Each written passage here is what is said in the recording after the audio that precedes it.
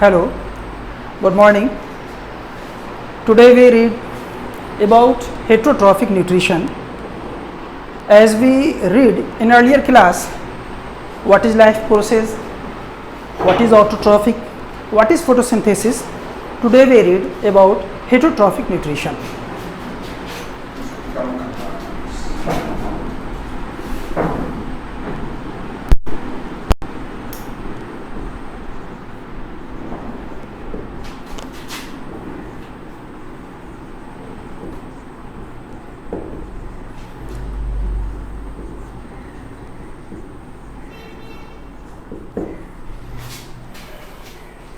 जैसा कि हम लोग जानते हैं, एज वी नो,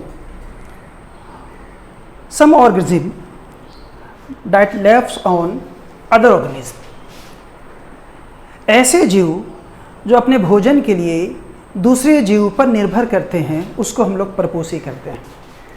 ऐसा जीव जो अपना भोजन स्वयं संश्लेषित नहीं कर पाता, such type organism that can't synthesise their foods by themselves are called heterotrophic organism.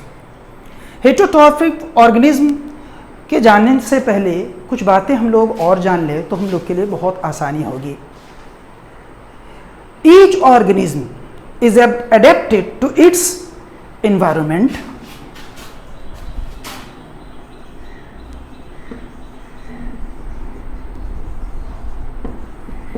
Each organism is adapted to its environment.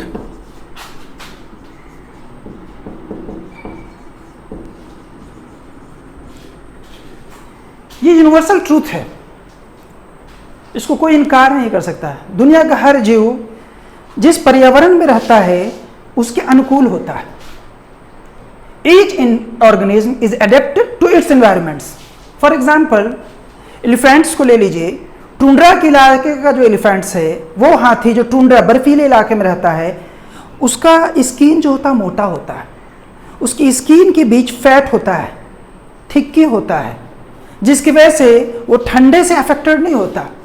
लेकिन अपने इलाके में आ जाइए, ट्रॉपिकल एरिया में, इक्विलैटरल इलाके में, तो इन इलाकों में जो विषुवत इलाका है, जो शीतोष्ण इलाका है या जो उष्ण कटिबंध का इलाका है, इन इलाकों के जो हाथी होते हैं उनका जो स्किन होता है वो पतला होता है इन कंपेयर विथ टुंड्रा के। और टुंड्रा वाले हाथी के ऊपर अब देखिएगा कि बाल भी होता है, लेकिन जो अपने इलाके का, जो एशिया का, अफ्रीका का जो हाथी होता है, उसके शरीर पर बाल नहीं होता। क्यों? इसलिए कि इन्वायरमेंट वहाँ बहुत कोल्ड है, अपना इन्वायरमेंट बहुत हॉट है। अकॉर्डिंग टू हॉट और कोल्ड उसके बॉडी के अंदर कुछ डिफरेंसेस। उसी तरीके से खाने में, पीने में, कपड़ा पहनने में। अब ठंडे के इलाके के लोग जो है ऊली पहनेंगे, लेकिन गर्म इलाके के लोग जो हैं वो कॉटन पहनेंगे। तो हर जीव जो है अपने पर्यावरण के अनुकूल होता है। दुनिया का सबसे ठंडा इलाका स्विट्जरलैंड है, टुंड्रा का इलाका है, कश्मीर है। इन इलाकों में आप देखिएगा कि जाफरान होता है, केसर होता है, जो सबसे गर्म पदार्थ हैं। कोल्डेस्ट इलाके में हॉटेस्ट, क्यों? उसका वो सेवन करेंगे तो सेफ रहेंगे। लेकिन उष्ण कटिबंध के इलाके के लोग, ट्रॉपिकल एरिया के लोग अगर उस केसर को यूज़ करेंगे तो शायद कि वो उसको बर्दाश्त नहीं कर सकेंगे, ब्लीडिंग शुरू हो जाएगा और भी बहुत सारा उनको प्रॉब्लम हो सकता है, स्किन डिजीज़ हो सकता है। तो जिस इलाके में जो चीज़ है उस इलाके के लोग उसका सेवन करते हैं। तो हेटेरोट्रॉफ में इसका जानना बहुत ज़रूरी है कि each organism is adapted to its environments. जो जीव है उस इलाके में, उसके लिए जो प्लांट हो या एनिमल हो जिस पर वो डिपेंड है, उसी को वो यूज़ कर सकता है।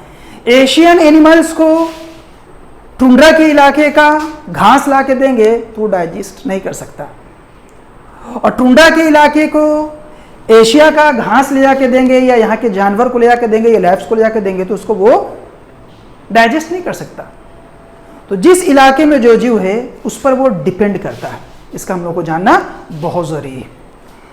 अब ये है कि भोजन की आकृति, the form of nutrition differs, अलग अलग होते हैं।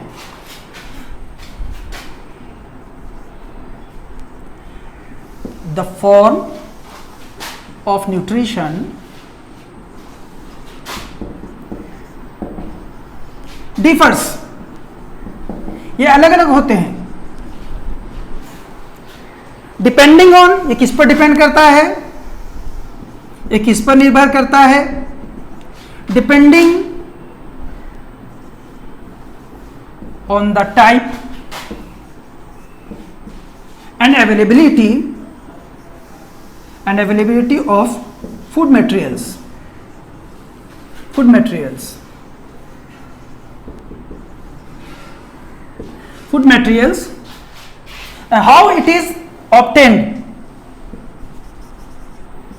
and how it is obtained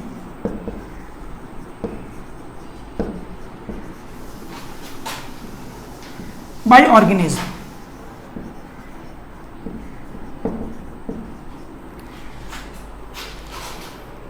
कि खाने का जो डिजाइनिंग होता है, पोषण का जो डिजाइनिंग होता है, उसकी जो आकृति होती है, फॉर एग्जाम्पल हिरन, डियर, वो घास खाता है, लेकिन लायन हिरन को खाता है।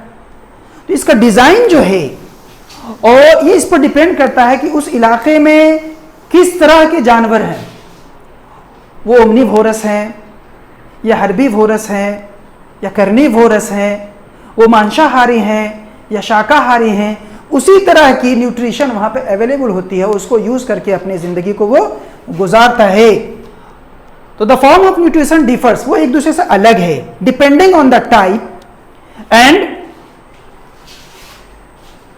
Availability of food materials. वहां पर क्या क्या अवेलेबल है, उसका टाइप क्या है, उस पर खाना डिपेंड करता है, उस पर पोषण निर्भर करता है, उस पर किसी जीव का जीवन निर्भर करता है। For example some food resources are mobile, कुछ फूड रिसोर्सेज ऐसे हैं जो मोबाइल हैं, जो चलते फिरते हैं। अब उसको शिकार करके, जैसे शेर हिरन को शिकार करता है तो वो स्थिर नहीं है, but some food resources are stable, वो स्थिर है। जैसे प्लांट, पौधा चलता नहीं है, अब हाथी को जरूरत पड़ती है तो वो आता है, उसके पत्ते को तोड़ता है, उसके टहनी को तोड़ता है, उसके ब्रांचेस को तोड़ता है और यूज इट। तो यहाँ ये भी देखना है कि अवेलेबल कैसे है, न्यूट्रिशन अवेलेबल कैसे है, उसका टाइप क्या है, उस पर ये हेटेरोट्रॉपिक न्यूट्रिशन जो है डिपेंड्स करता है।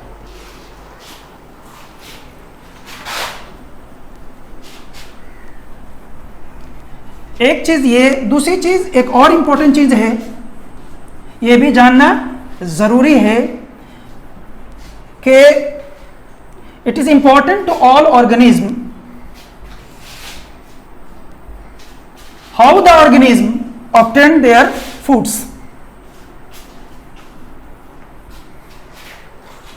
कोई भी जीव जो है अपने फूड्स को कैसे ऑब्टेन करता है, इसके लिए क्या है, range of strategy. There is a range of strategy, भोजन अपनाने की रणनीति होती है। There is a range of strategies by which, जिसके द्वारा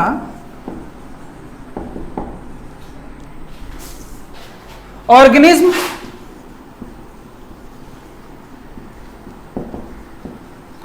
ऑब्टेन देयर फूड्स, जिसके द्वारा कोई भी जीव जो है अपना भोजन ऑब्टेन करता, ऑब्टेन देयर फूड।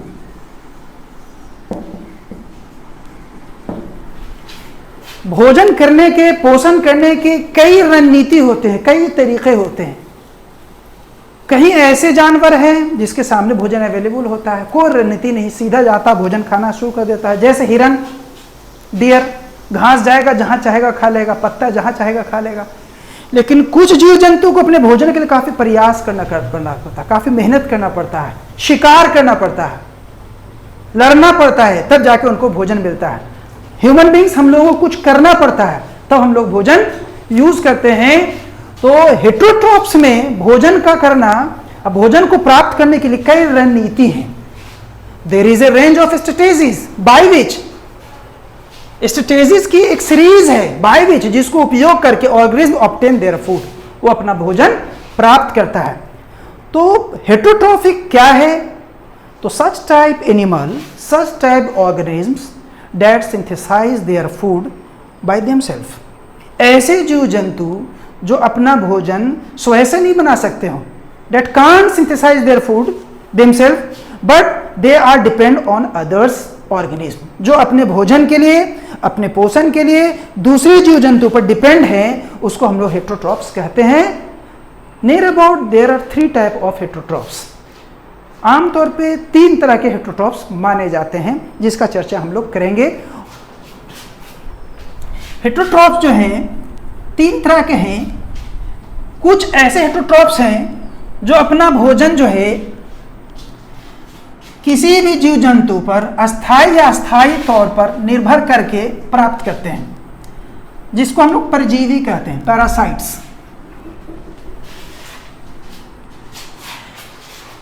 कुछ ऑर्गेनिज्म ऐसे हैं, some organism that derive their foods directly, और some organism that derive their food by decaying plants, by decaying organism, मरे हुए पेड़ पौधे, सड़े गले पेड़ पौधे के द्वारा कुछ जीव जंतु अपना भोजन प्राप्त करते हैं। ऐसे जीव जंतु को हम लोग सैप्रोफाइट कहते हैं, मृतजीवी। क्या कहते हैं? मृतजीवी। They secrets enzymes to its substrate, ऐसे छोटे छोटे फंजाई, बैक्टीरिया अपने एंजाइम्स को ऐसे मरे हुए पेड़ पौधे के साथ, या गाय भैंस कोई भी जानवर जब मर जाता है तो उससे वो अटैच होकर अपना एंजाइम्स छोड़ते हैं। They release their enzymes, by that complex food material break down in simple one. उस एंजाइम्स के द्वारा उसके चमड़े में सटने के बाद वो घुलता है, अब पानी जैसा हो जाता है। The soluble materials then absorb it, फिर ये घुले हुए पदार्थ को ये बैक्टीरिया, ये फंजाई, ये प्रोटोजोआ जो है उसको एब्जॉर्ब करता है। This is called extra cellular digestion.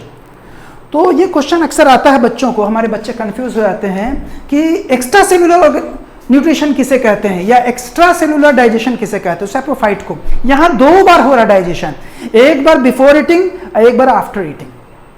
खाने से पहले ही भी उसने एंजाइम्स छोड़ा, और वो एंजाइम्स पौधे के एक्सटर्नल पार्ट में या जो मरे हुए जीव जंतु उसके एक्सटर्नल पार्ट में अटैच होते हैं और उसके जिस्म को घुलाते हैं, और वो डिकम्पोज होता है, उससे कुछ गैस निकलता है जो एनवायरनमेंट के अंदर चला जाता है। कुछ पदार्थ ऐसे होते हैं जो उसके लायक नहीं होते, वो मिट्टी में मिल जाते हैं, और कुछ पदार्थ जो उसके लायक होते हैं उसको ये एब्जॉर्ब कर लेता है। इस तरीके से विघटन होता है, डिकम्पोजमेंट होता है। तो डबल डाइजेशन, एक बिफोर ईटिंग, एक after eating. So we can say it is extracellular digestion, saprophyte. तो क्या है कि some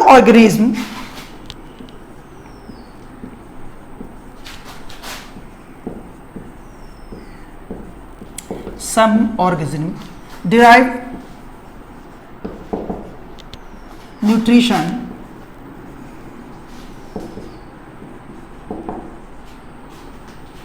from plant and animals, from plant and animals without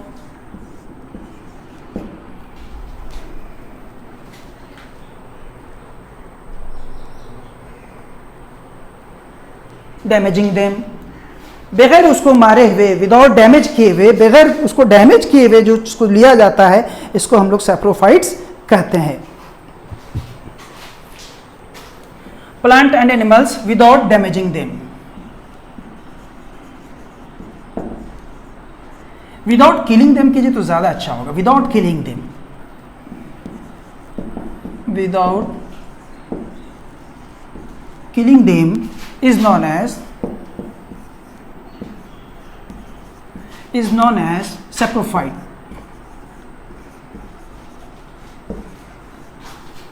Saprophytic nutrition.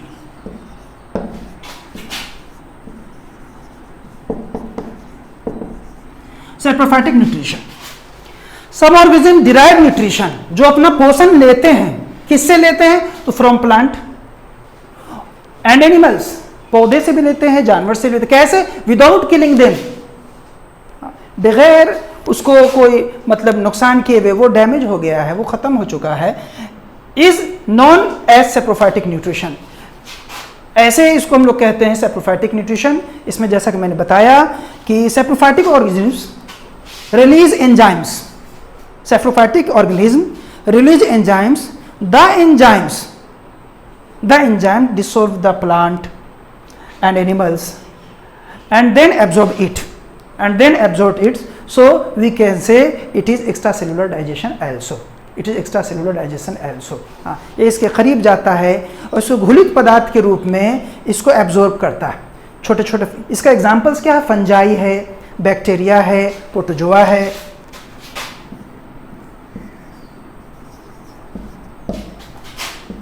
Example में आप इसको डाल सकते हैं, बैक्टीरिया,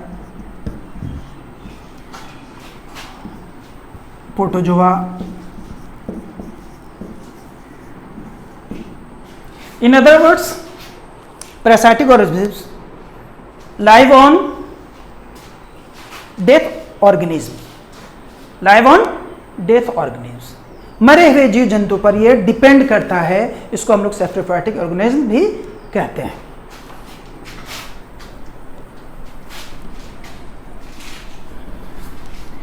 इसके बाद हम लोग लेंगे पैरासाइटिक ऑर्गेनिज्म। हिंदी में उसको कहते हैं कोई भी जीव अस्थायी या अस्थायी तौर पर, अस्थायी या अस्थायी तौर पर अपने भोजन के लिए किसी दूसरे जीव पर जो निर्भर करता है, उसको हम लोग परजीवी कहते हैं। उसको हम लोग परजीवी कहते हैं। जैसे मच्छर हो गया, लीचेस हो गया, मशरूम हो गया। मशरूम किसी पौधे पर डिपेंड करता है, उसी पर वो डेवलप करता है। टेप वॉर्म हुआ, फीता कर्मी है, आपके बॉडी के अंदर, बॉडी के बाहर ये रहता है और इस पर ये डिपेंड करता है। इसको हम लोग क्या कहते हैं? इसको हम लोग कहते हैं परजीवी, पैरासाइट्स। ये कह लीजिए some organism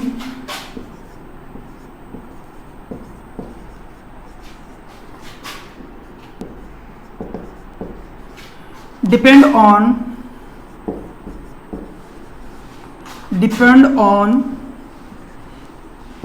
any host organism,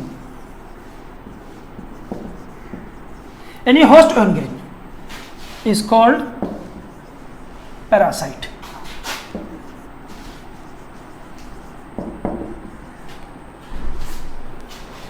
सम ऑर्गेनिज्म, ऐसे जीव जंतु जो डिपेंड ऑन हो, जो लाइव ऑन हो एनी होस्ट ऑर्गेनिज्म। होस्ट उसे कहते हैं जो मेजबान है, अतिथि को कहते हैं गेस्ट। तो ये गेस्ट ऑर्गेनिज्म है जो होस्ट ऑर्गेनिज्म पर डिपेंड है। किसी के सर के अंदर जूई है तो वो जो आदमी है जिसके सर के अंदर है वो होस्ट है, जीव खुद क्या? Parasite, guest. तो उसी तरह किसी के पेट के अंदर, जैसे गाय के पेट के अंदर, भैंस के पेट के अंदर फीता कर्मी है, टेप वॉर्म है, तो वो पैरासाइट्स है। फॉर टाइम बीइंग मॉस्क्यूटो, मच्छर आता है और आपको काटता है और आपसे ब्लड को सक करके वो चला जाता है, तो वो ब्लड क्या है? पैरासाइट्स है। कोई भी जीव जंतु अस्थायी या अस्थायी तौर पर अपने भोजन के लिए किसी पर निर्भर करता है, तो उसको हम लोग क्या कहते हैं? परजीवी कहते हैं। Some organism depend on any host organism is called parasite. For example leeches, for example mosquito, for example tapeworm, roundworm, etc।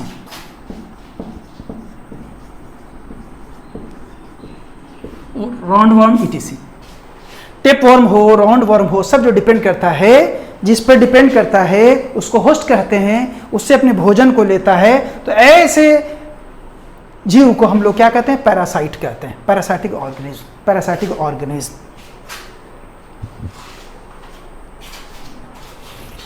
अब हम लोग चलते हैं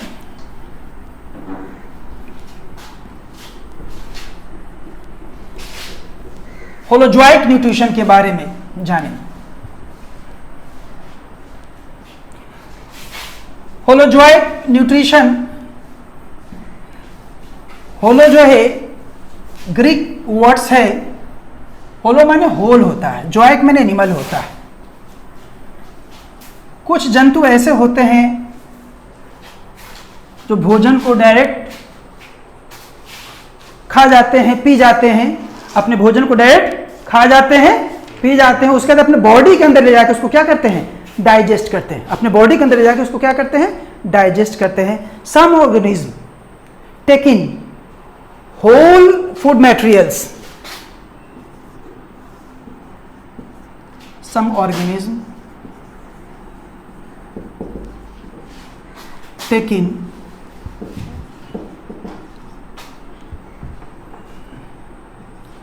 whole food materials, whole food materials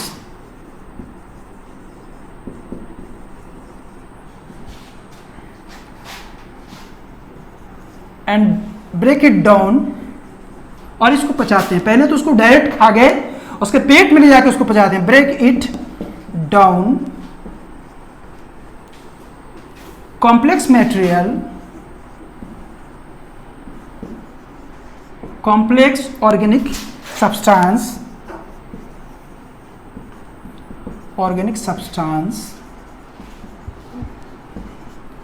into simpler, for example starch ले लीजिए, for example starch ले लीजिए,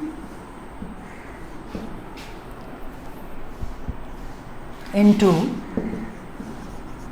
simpler ones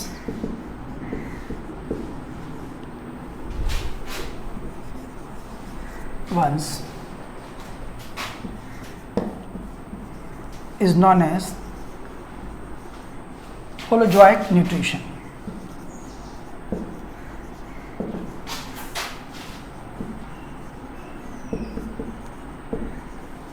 holozoic nutrition ऐसे जीव जंतु जो किसी चीज को पूरी तरीके से खा लेते हैं, जैसे हम लोग रोटी खा लेते हैं, चावल खा लेते हैं, पालक साग खा लेते हैं, पहले खा लेते हैं, take in whole food materials and break it down, और पेट में ले जाकर उसको डाइजेस्ट करते हैं। ऐसे जीव जंतु जो कॉम्प्लेक्स ऑर्गेनिक सब्सटेंस को पहले इनहेल कर लेते हैं, उसको इंजेक्शन कर लेते हैं, अंतर्ग्रहण कर लेते हैं और अंदर जाके उसको पचाते हैं, ऐसे जीव जंतु को हम लोग कहते हैं होलोजोइक न्यूट्रिशन। जैसे ह्यूमन एग्जाम्पल में आ जाएगा, खुद ह्यूमन, अमीबा,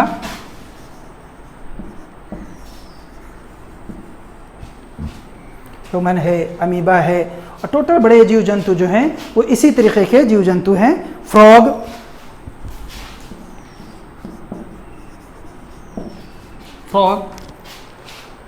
तो हेटेरोट्रॉफिक न्यूट्रिशन के अंदर हम लोगों ने तीनों टाइप देखा।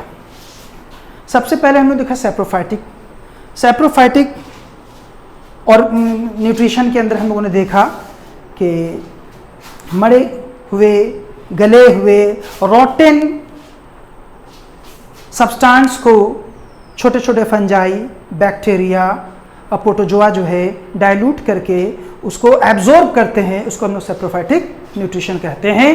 पैरासाइटिक जो time being, for long time, जो अपने भोजन के किसी दूसरे ऑर्गेनिज्म पर डिपेंड करता है, इसको हम लोग पैरासाइट्स कहते हैं, जैसे मॉस्क्यूटो है, टिपवॉर्म है, बहुत सारी।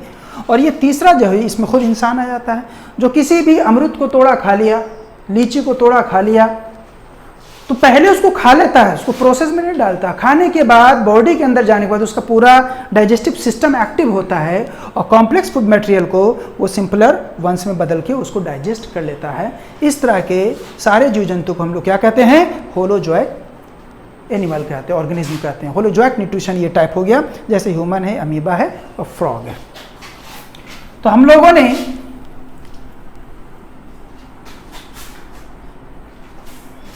न्यूट्रिशन में पेड़ पौधे के अंदर, जीव जंतु के अंदर लगभग टाइप पढ़ लिया है। अब डिटेल्स में हम लोग पढ़ेंगे।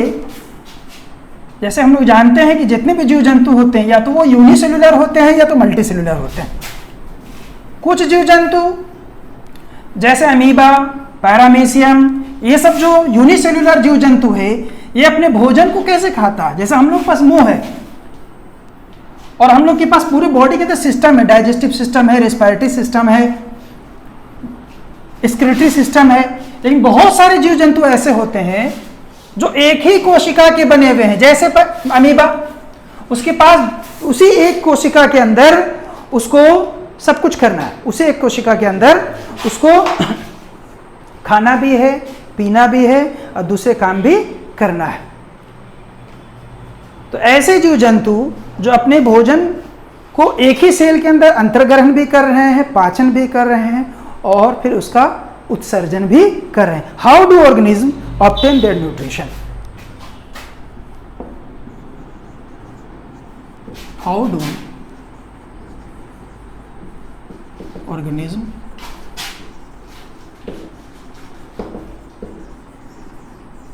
Obtain their food? एक क्वेश्चन है, how do organism obtain their food?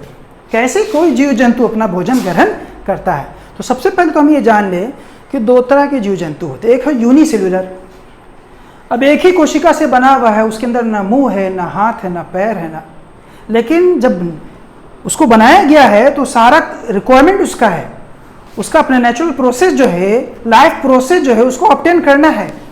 तो ये अपना भोजन कैसे करेगा? तो इसकी जो आउटर पार्ट हैं, किसी भी एक, जैसे एक अमीबा को ले लीजिए,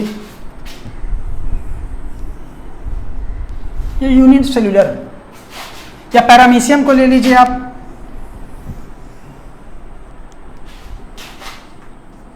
ये पैरामीशियम है।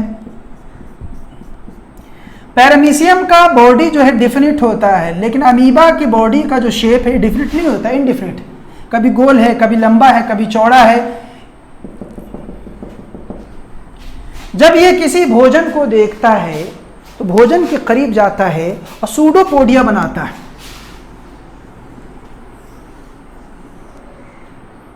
सपोज कर लीजिए भोजन है, अब इसने भोजन के चारों तरफ अपने फिंगर टाइप से सूडोपोडिया, नकली पैर बना के इसको घेरता है, and fuse it.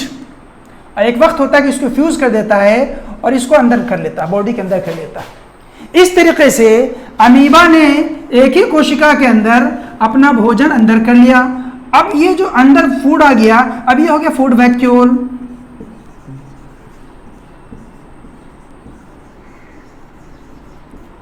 Food vacuoles को इसने सूडोपोडिया को फ्यूज करके अपने बॉडी के अंदर कर लिया।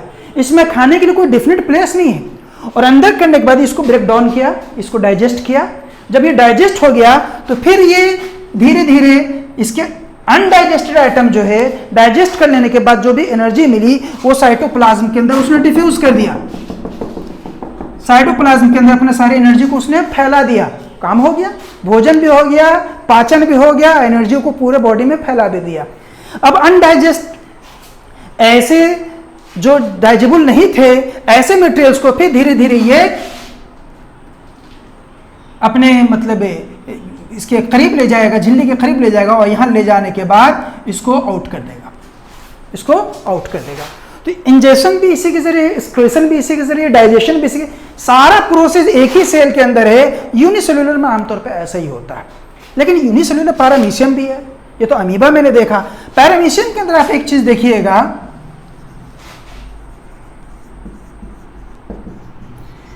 कि इसका एक डेफिनेट प्लेस, इसका एक डेफिनेट स्ट्रक्चर है। ये अमीबा जैसा नहीं कि जब चाहे मोड़ ले, जब चाहे सूडोपोडिया क्रिएट कर ले, ऐसा नहीं। इसके खाने के लिए खास जगह भी होता है। तो भोजन कहीं भी इसके बॉडी के आसपास आता है तो इसके चारों तरफ सिलिया निकला हुआ, सिलिया, इसके चारों तरफ सिलिया है। इस सिलिया के जरिए वो अपने भोजन को अपने मुंह के करीब पहुंचाता है और इनहेल कर लेता है, और फूड वैक्यूल्स अंदर क्रिएट करता है। डाइजेशन करने के बाद फिर उसको बॉडी से बाहर एक्सक्रीट कर देता है। तो ये समझ लेने का कि commonly all unicellular organism do everything in one cell. Nutrition, digestion, excretion, reproduction, everything happened in one cell. तो how do organism obtain their food? तो unicellular organism obtain their food by their pseudopodia, by their help of cilia, इस तरीके से वो, लेकिन everything happen in one cell, एक ही cell के अंदर सब कुछ होता है। लेकिन मल्टी सेलुलर ऑर्गेनिज्म में जब जाएंगे, जैसे गाय है, भैंस है, बकरी है, खुद हम लोग हैं, ह्यूमन बींग्स के लिए सिस्टम है। खाने का एक सिस्टम है जिसको हम डाइजेस्टिव सिस्टम कहते हैं, श्वसन का एक सिस्टम है जिसको हम रेस्पिरेटरी सिस्टम कहते हैं, बॉडी से ऐसे जो वेस्ट एटम है उसको बाहर निकालने के लिए एक सिस्टम है जिसको हम उत्सर्जन तंत्र कहते हैं, एक्सक्रीटरी सिस्टम कहते हैं। तो ये सारे सिस्टम हमारे बॉडी के अंदर होते हैं। तो मल्टी सेलुलर ऑर्गेनिज्म्स के अंदर हम लोग बहुत सारे सिस्टम को यूज करके एक ऑर्गेनिज्म को जिंदा रखते हैं, लेकिन यूनिसेल्युलर के अंदर सारा काम एक ही कोशिका के अंदर होता है। जैसे मैंने आपको दिखाया कि अमीबा में कैसे अपने भोजन को इनहेल करता है और डाइजेस्ट करता है और फिर एक्सक्रीट करता है। पैरामीशियम कैसे सिलिया के हेल्प से बॉडी के करीब कहीं पर भी, सपोज कर लीजिए यहाँ पर आ गया एक भोजन, तो अब ये सिलिया इसको यहाँ करेगा, फिर यहाँ करेगा, बढ़ाते बढ़ाते उसको उसके मुंह के करीब करेगा और इनहेल कर लेगा, अंदर ले जाकर डाइजेस्ट कर लेता है। पीछे आ गया तो यहाँ से उसको बढ़ाएगा, सीलिया के हेल्प से बढ़ाते जाएगा और उसको करीब करके मुंह के करीब कर लेगा और सीलिया के हेल्प से ये अपना भोजन करता है। लेकिन इसके पास कोई खास डाइजेस्टिव सिस्टम नहीं होता है, मुंह के अंदर ले जाएगा, फूड वैक्यूल क्रिएट करेगा, फूड वैक्यूल्स के अंदर इसके अंदर जो भी एंजाइम्स हैं वो उसको ब्रोकन डाउन करेंगे कॉम्प्लेक्स फूड्स को सिंपल फूड्स में, और उसको डाइजेस्ट करने के बाद साइटोप्लाज्म में कंट्रीब्यूट कर देंगे और वेस्ट एटम को शरीर से बाहर कर देंगे। तो नेक्स्ट क्लास जो हमारे इस चैप्टर का लास्ट क्लास होगा लाइफ प्रोसेस का नेक्स्ट क्लास इस चैप्टर का हम जो पढ़ेंगे ह्यूमन डाइजेस्टिव सिस्टम, कि एक इंसान के अंदर डाइजेशन कैसा होता है, पूरा कौन कौन से पार्ट्स, कौन कौन से ऑर्गेन्स हमारे ह्यूमन डाइजेस्टिव सिस्टम में यूज़ होते हैं, माउथ है, इंटेस्टाइन है, स्टोमक है, स्मॉल इंटेस्टाइन है, और कैसे वो पूरा एब्जॉर्ब होता है भोजन, इसके बारे में हम डिटेल्स विद स्ट्रक्चर पढ़ेंगे। तो आप लोग डाइजेस्टिव सिस्टम के बारे में पहले से कुछ पढ़ के आइएगा ताकि जब मैं आपको पढ़ाऊँ तो आपके सारे कन्फ्यूज़न दूर हो जाए। आज के चैप्टर से बिलोंग एक क्वेश्चन है, what is heterotrophs and it's type.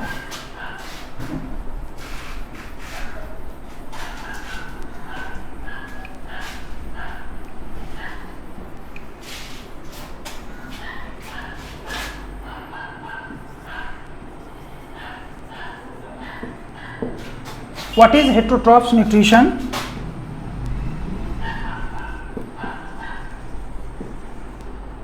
Heterotrophs nutrition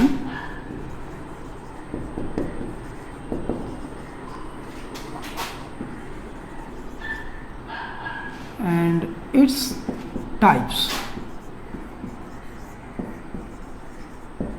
और इसके कितने टाइप्स हैं इसको भी हम लोग देख लें। दूसरा,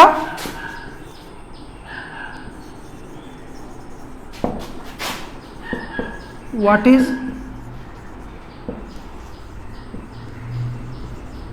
extracellular digestion?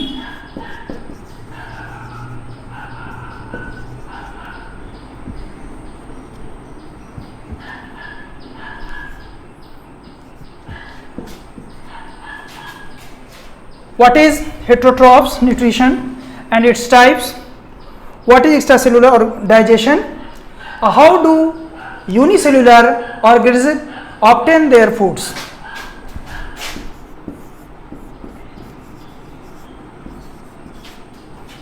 How do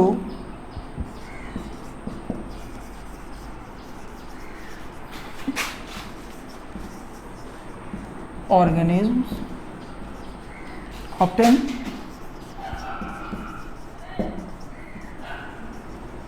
their foods? ये 3 क्वेश्चन आज के चैप्टर से बिलोंग्स है, इसको आप लोग कर लेंगे। और नेक्स्ट क्लास में हम लोग पढ़ेंगे digestive system of human beings, digestive system of human beings. Okay, biological फंडा। थायराइड ग्लैंड, बहुत सारे लोग थायरोक्सिन हार्मोन्स के सही सीक्रेट नहीं होने की वजह से बहुत मोटे हो जाते हैं।